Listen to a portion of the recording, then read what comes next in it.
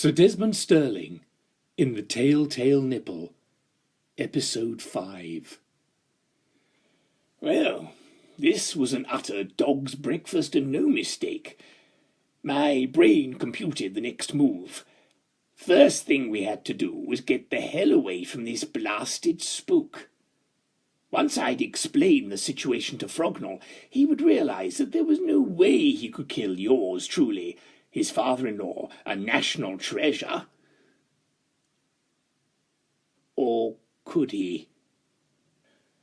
The grasping toad had the whiff of aristocracy in his scent, and I doubted that anything would deter him from a title. Perhaps I ought to kill him first. No, my daughter would never forgive me. And besides, I'm too old to get banged up in chokey, particularly for offing a weed such as Frognall. Plus, I wouldn't want anyone thinking it was professional jealousy. The only writer who brought out the green eye in old Stirling was darling Sven Hassel, even though I soon realised I could never scale the literary heights on which he'd planted a flag. It was at this point that I heard my mouth, which I confess has been known to act somewhat ahead of my brain, open, and the following words fall out of it. Actually, I think you'll find I'm the last of the Pilchards. Not the course of action that I would have chosen. Thank you very much, mouth. Let's just hope you have something frightfully clever up your sleeve. Of course, I continued blithely, and I'll admit I was fascinated to know what I would come up with. Seeing as how Frognall here is married to my daughter, any child he spawns will actually be perpetuating the Pilchard line itself. Then by rights, he should do away with himself too. Just to be sure? Yes, that might work. Let's hope that Frognall wasn't daft enough to point out that Alison is actually my stepdaughter by one of my previous wives. I can't recall which one. But surely, began Frognall before I clamped my hand over his bolshy cake-hole. The ghost of Sir Jasper looked at the pair of us, his shark-like eyes revealing nothing. Then he proffered Frognall his sword. Here, prove you're a de Scornly. Smite the blackguard. Oh well, I'd had a good innings, and if it were true that one's life flashes before one's eyes prior to one's demise, then I was about to enjoy it all over again, and this time without any unpleasant consequences, apart from the inevitable death. I opened my shirt, revealing my still manly chest, so unlike Frognall's feeble and overcrowded torso, closed my eyes, and prepared myself to relive all the many roaring parties and equally roaring legovers. I'll admit that I was fascinated to see if Frognall could actually go through with it. For all his fiery left-wing blabbering, I'd long marked him down as a jelly-kneed wimp when it came to action, a Trattoria trot who rails against the establishment main because he's not invited to be part of it. Would he have the orchestras to actually do me in? Frognall gingerly accepted the tendered sword. He felt the tip of the weapon, flinching slightly at its sharpness. He licked his finger, which I thought was frightfully unhygienic. He practised a couple of feeble swipes in the air. Any hopes for a quick, clean death soon evaporated. This was going to be messy. Frognall was avoiding my eyes all the while. I wondered how he was going to explain my slaughter, not just to Plod, but to his wife. I think she's quite fond of her old pa in her own stony-faced way. Do it, urged the phantom, his face made even ghastlier with bloodlust. Dispatch the swine. Frognall took a deep breath and raised the sword above his head. I closed my eyes and prepared to meet my maker with whom I intended to have more than a few sharp words about the poor design of the prostate. I heard the swoosh of the sword as it sliced the air. "Ow!" came a loud cry. "Bloody hell!" I opened my eyes. Frognall's clumsy swipe of the sword had missed yours truly, and sliced open the ghost's shirt, perforating the chest below. It was a superficial scratch, but blood trickled down. A ghost? Bleeding? Suspicions that had been coalescing in my mind coagulated into one almighty clot of an idea. I leapt forward and grabbed the spook by the shoulders. He was too solid flesh.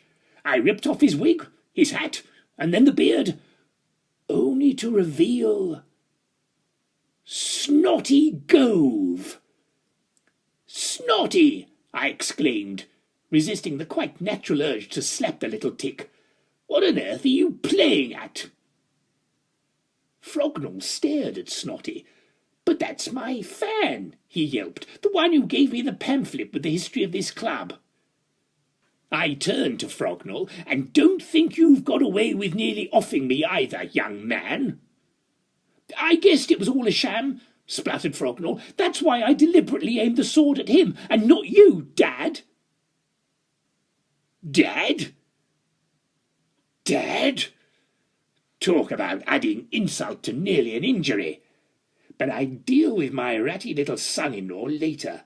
Snotty was the centre of my attention now. Clutching his scratch as though he'd lost a pound of flesh, the little twerp squealed like a baby pig. That he'd planned the whole plot for ages.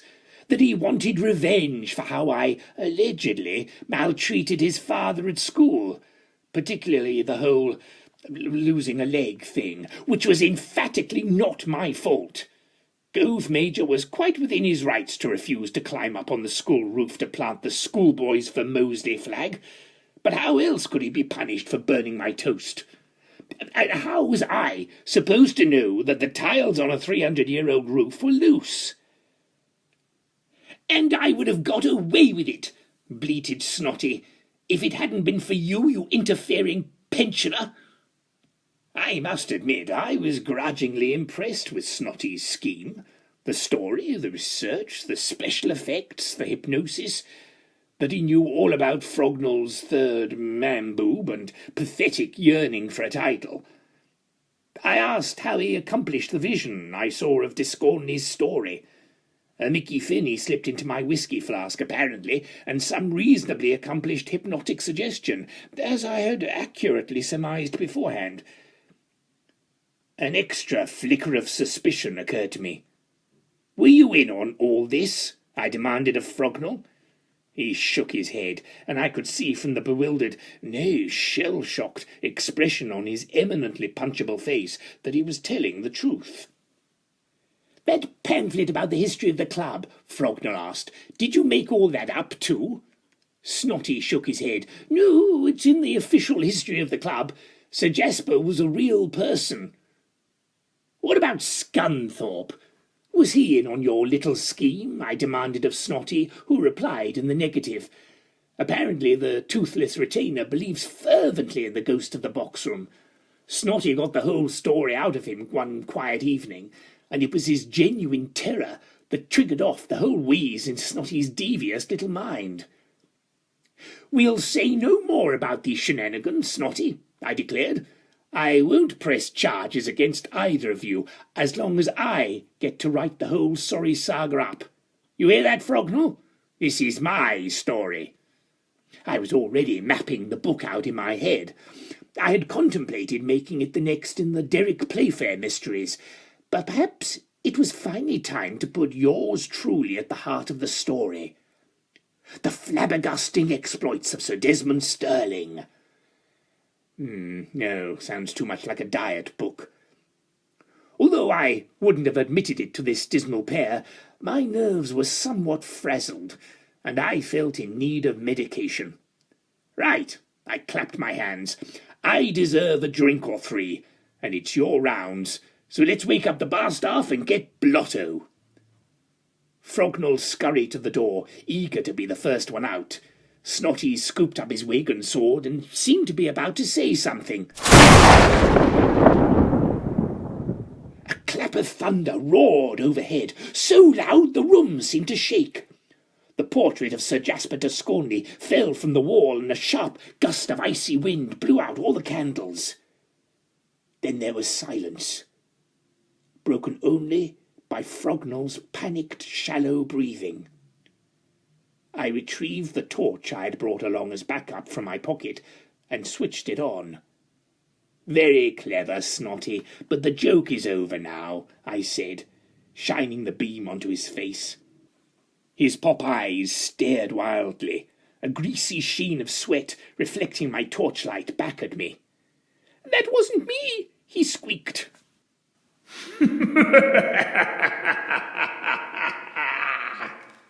A blood-curdling chuckle filled the room, seeming to emanate from everywhere and nowhere in particular. I was staring at Snotty at the time, and unless he was a master ventriloquist as well as his other conjuring talents, then it definitely didn't issue from him. Before I could comment, Frognall and Snotty had hoisted their skirts and scarpered like the big girls' blouses they were. I gave a wry chuckle. "Good night, Sir Jasper," I said. "We'll leave you in peace now."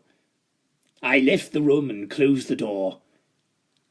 As I walked away, I thought I heard something. "You've not heard the last of me, Sir Desmond Stirling." Sir Desmond Stirling, in The Telltale Nipple, was written and performed by Anthony Keetch.